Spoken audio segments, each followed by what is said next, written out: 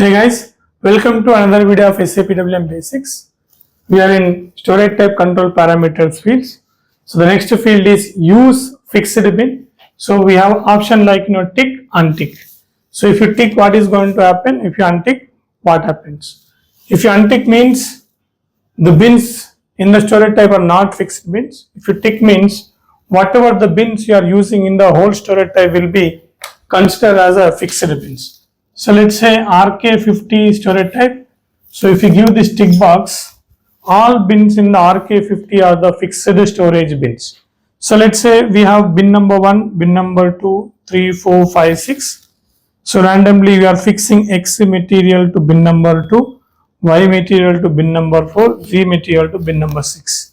So this fixed assignment, fixed bin assignments can be done in the master data cutover activity called /n/scwm/bin_mat code. So in that we assign the product with the bin with the minimum and maximum quantity. Let's say X material we assign to bin number 2 with the minimum 10 quantity, maximum 100 quantity. Y material bin number 4, minimum 10, maximum 100. Z material bin number 6, minimum 1, maximum 1000 quantity. So whenever we receive, the warehouse manager receive the X material, straight away it will go into bin number 2, Y material into bin number 4, Z material into bin number 6. The same way, picking also can happen from the same bin.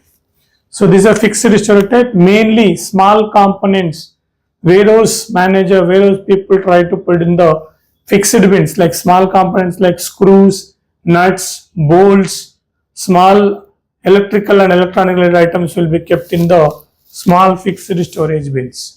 Thanks for watching.